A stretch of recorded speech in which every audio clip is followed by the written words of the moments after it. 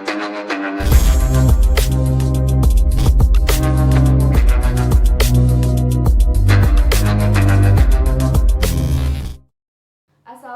warahmatullahi wabarakatuh. Sebelumnya izinkan saya memperkenalkan diri, Mbak Sinta. Nama saya Fisabella Dinar Ariska dari Universitas Muhammadiyah Surakarta, program studi pendidikan akuntansi. Dan sebelah saya ada beliau, Mbak Sinta, selaku narasumber saya pada pagi hari ini dengan tema pinjol atau pinjaman online. Oke, sebelumnya saya ucapkan terima kasih nih kepada Mbak Sinta yang sudah meluangkan waktunya untuk menjadi narasumber saya pada pagi hari ini.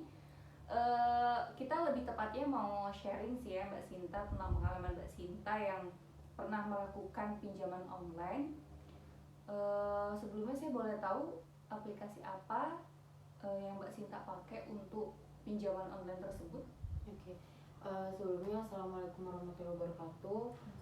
Untuk aplikasi yang pernah saya pakai untuk pinjol waktu itu namanya sih Kontanku. Oke, aplikasi Kontanku ya Mbak Sinta. Saya boleh tahu nggak di aplikasi Kontanku itu ada maksimal, pasti ada maksimal dan minimal pinjaman ya? Maksimal dan minimal pinjaman dari aplikasi Kontanku itu berapa? Untuk minimalnya sih waktu itu seingat saya tuh sekitar 2 jutaan, dan untuk maksimalnya sendiri itu sekitar sampai 2 miliar sih, cukup banyak. Banyak ya. Saya boleh tahu nggak tenor dari aplikasi tersebut berapa bulan? Untuk tenornya sendiri waktu pengalaman saya sih waktu itu sih dari 3 sampai 12 bulan sih. Lumayan cepat ya Mbak Sinta ya Iya itu. sih. Oke, berapa bunga dan biaya administrasi di aplikasi Kontanku itu Mbak Sinta? Kalau untuk bunganya kurang lebih ya dari 3 sampai 5% untuk bunganya. Dan untuk biaya adminnya sendiri, karena di sini juga ada bunga dan biaya admin, untuk biaya adminnya sendiri itu sekitar 5%-an.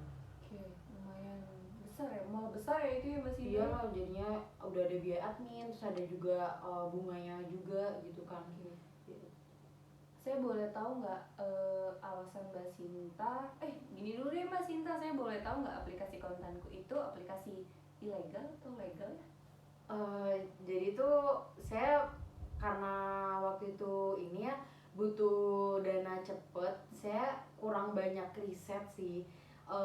Dan saya juga Kontanku ini pas saya lihat, wih ternyata lebih mudah untuk peminjamannya kan. Nah setelah saya pinjam, saya tuh baru tahu kalau ternyata ini tuh aplikasi ilegal. Tapi karena saya udah terlanjur untuk pinjam, jadinya ya udah akhirnya tetap lanjut gitu. Oke, berarti aplikasinya merupakan aplikasi ilegal ya Mbak Sinta ya. Kenapa Mbak Sinta memilih aplikasi ilegal? Mbak Sinta selain itu udah tahu ya, tapi aplikasi ilegal. Kenapa Mbak Sinta nggak milih aplikasi yang legal yang di bawah OJK gitu? Ya balik lagi kayak di awal, ya karena waktu saya lagi butuh banget dana cepet kan.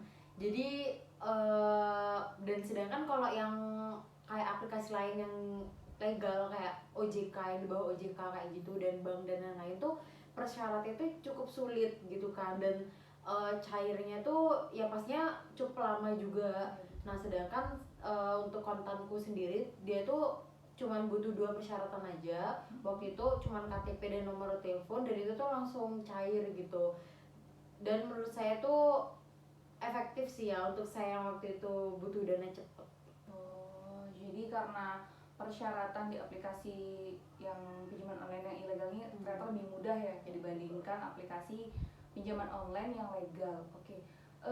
Mungkin bisa cerita sedikit Mbak Sinta, karena saya pernah dengar nih aplikasi yang pinjaman online yang legal, yang ilegal itu pernah ada yang dia waktu jatuh tempo itu karena nggak bayar waktu jatuh tempo dia jadinya kayak diteror gitu. Mbak Sinta pernah nggak dapat pengalaman seperti itu? Kalau saya sendiri sih pernah, cuman waktu itu nggak terlalu parah sih. Ada sih pengalaman teman saya tuh yang lumayan parah gitu kan.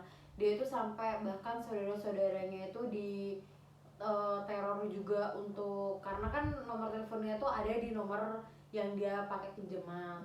Nah jadinya tuh sampai saudara-saudara dan teman-temannya itu diteror. Kalau saya sih paling cuma disuruh cepet-cepet bayar aja sih waktu itu.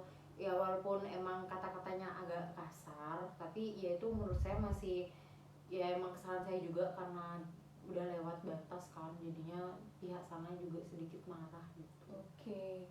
Tapi ada nggak efek jera dari Mbak Sinta menggunakan aplikasi pinjaman online yang ilegal seperti ini?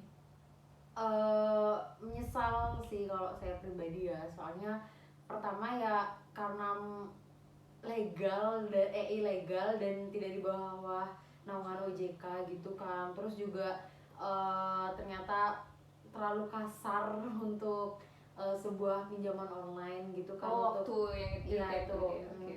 Nah terus juga kayaknya menurut saya kurang aman sih, jadi kayak saya bakal beralih, dan biaya admin serta bunganya tuh cukup banyak, jadi kayaknya mungkin kedepannya saya bakal pinjaman online yang di bawah OJK.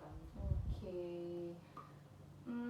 Terima kasih nih kepada Mbak Sinta yang sudah melakukan sharing tentang pinjaman online yang ternyata ilegal ini gitu. Karena awalnya dulu Mbak Sinta belum tahu ya aplikasi tersebut ilegal.